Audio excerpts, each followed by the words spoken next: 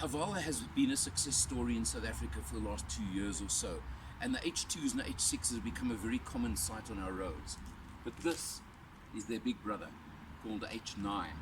You can see it is a large SUV off-roader. You come round over here, 18-inch wheels, which this particular test vehicle has been fitted with very much off-road tires. Maybe a little bit noisier, but it does do obviously help you when you want to go off-road.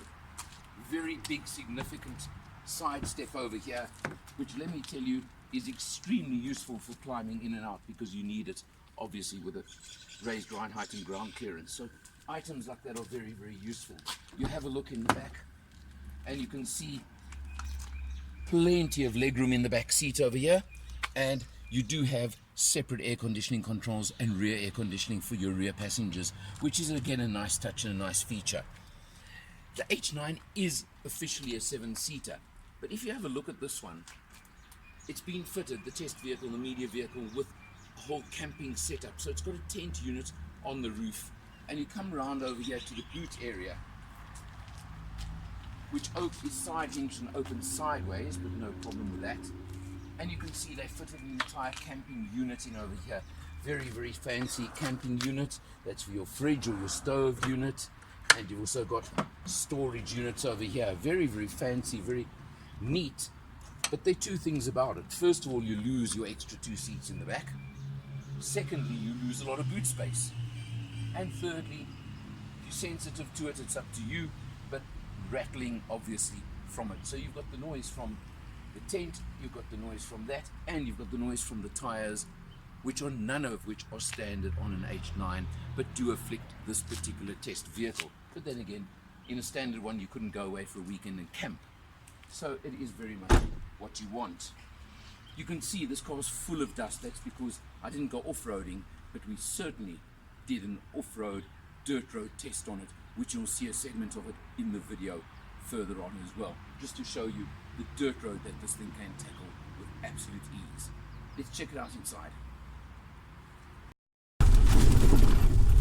Well, the Haval H9 can certainly tackle a dirt road as well. It's pretty good on tar, but we're on a piece of dirt road now.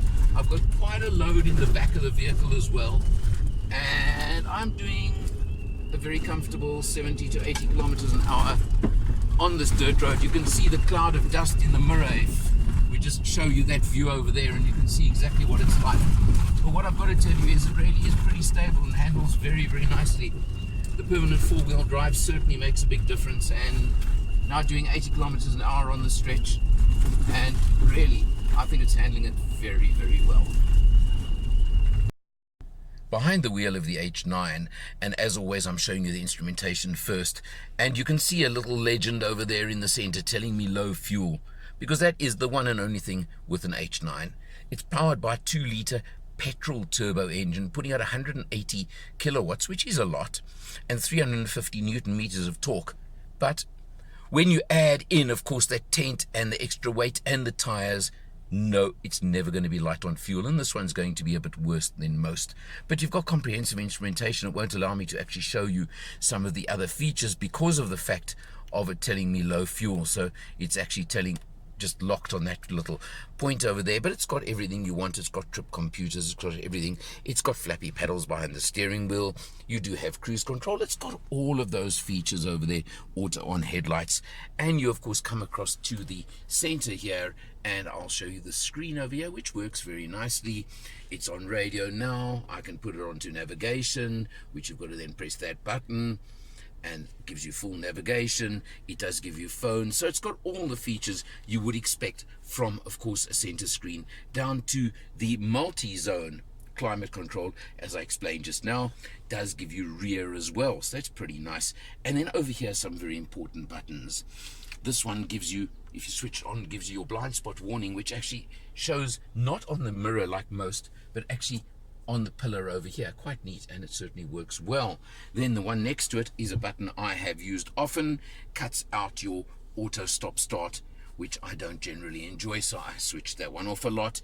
And then that's your rear park distance control, which immediately gives you your reversing camera. Again, useful. If you want to go off-roading, you do have downhill assist control over there. And this lever over here next to the gear lever, which I've left in auto most of the time, but does give you a 4-low, a sport mode, or sand, mud and snow. We certainly used the sand one on the dirt roads, as I explained. A pretty neat feature I found was the placement of the USB port over there, and you can also close it nicely closed off, and it looks pretty neat. You can see this sort of mocks around. I don't quite know what to call it, but it is very neat, looks very good. Unusual looking gear lever over here. Park, and of course you simply push forward for reverse. Camera comes on automatically, or park mode over there. Electronic handbrake or parking brake, and auto holder, hill hold assist over there. You do have keyless entry, keyless go. There is an eco mode, again I must be honest, didn't use it, and there is a diff lock for good off-road usage. A nice big deep center compartment over here for the center console.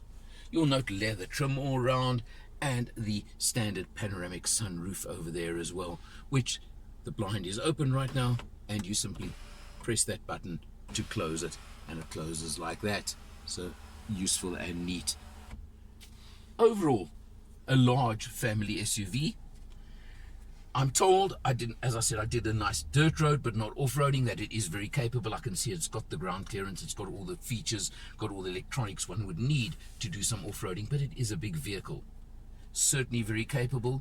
Whether I would fit items like the tent and the whole camping gear and lose the use of 2 seats, I can't answer you. That's something only you can decide for yourself. But what, of course, Haval do give you is price. And they also give you a 5-year, 60,000 kilometer service plan included in the price. Because the H9, as it is here, and there's one version only, like we have, minus the camping equipment, retails at 599,900 Rand. Pretty competitive, because Haval would tell you it's up against the Toyota Prado. It's a question whether you want to say Fortuner or Prado. It certainly is bigger than a Fortuner. We have checked that out. So they say their natural competition is the Prado, and I can kind of see where they're going with that. But 600,000 Rand would put you behind the wheel of one of these. Interesting test, different. Of course, the dynamics, because of the extras on the vehicle, have been a bit different to most.